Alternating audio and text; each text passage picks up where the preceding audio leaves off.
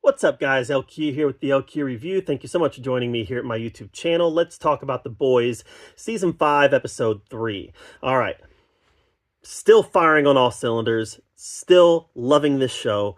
And this episode kind of had two storylines happening. In one storyline, you have Huey, Starlight, MM, that crew. They are trying to figure out why Soldier Boy survived, and they find out that he is he survived because he took the original Compound V, and they are hiding in a bunker and chasing after them. Trying to get into the bunker is the Deep and a couple associates. The other storyline has Ryan and Butcher.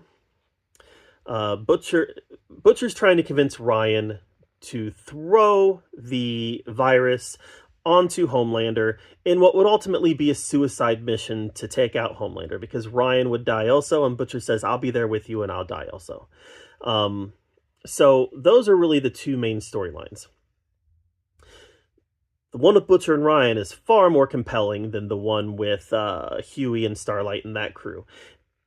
It was interesting because in that storyline, though, because Translucent Sun shows up and he's convinced that it was Homelander that killed his dad, so he decides to help Team Starlight, and through the course of events he realizes, the Deep tells him, no, this crew killed your dad. So Translucent Sun ends up turning on them. There's some decent fight scenes at the end of this episode with this crew, and ultimately it ends with Starlight deciding that she's just going to abandon Huey and the team, because I guess she feels like she's putting them in danger. I don't know. I feel like they're stronger as a team, but something happened in this episode where she thought Huey had died, and I don't think she could take that, so she decides to just abandon him, not even realizing that Huey and the team are still high on Homelander's hit list. So that didn't make any sense to me. I suppose we'll see how this plays out. I can't imagine she's going to abandon them for long. But again, the Butcher-Ryan stuff was really compelling. Like I said, Butcher wants to talk Ryan into a suicide mission to kill Homelander. Ryan agrees to it. They decide to wait a little bit until the time is right, and Ryan decides to go confront his dad. And Ryan instigates a fight with Homelander. And earlier in the episode, Butcher tells him, "You can't stand up to Homelander. You know, nobody can."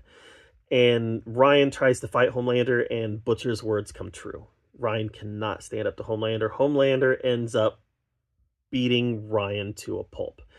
And that was a great scene. It showed, number one, the weaknesses of Homelander, which I've talked about a lot. Homelander has a lot of weaknesses, and those weaknesses cause him to turn to violence. And it also showed the lengths that Homelander is willing to go to. And I just thought that whole storyline was really well done. The episode also explores some of the sickness in Homelander. Elizabeth Shue shows up again in the episode as a vision to Homelander, which I thought was great. And there's a scene where he's actually bathing in breast milk. Like, this is just how sick and twisted this guy is. So really good episode. I don't understand the Starlight stuff. I'm assuming we'll learn more about why she feels that way later, but that doesn't make any sense. But the rest of the episode, great character development, some really good action, Carnage candy as we always get in The Boys, and just some really cool dynamics between Butcher, Ryan, and Homelander that I hope they continue to explore as the season goes on. Episode 3 was a winner. Let me know what you thought of it in the comments down below. While you're down there commenting, make sure that you subscribe to my channel. And until next time, we'll see you guys later.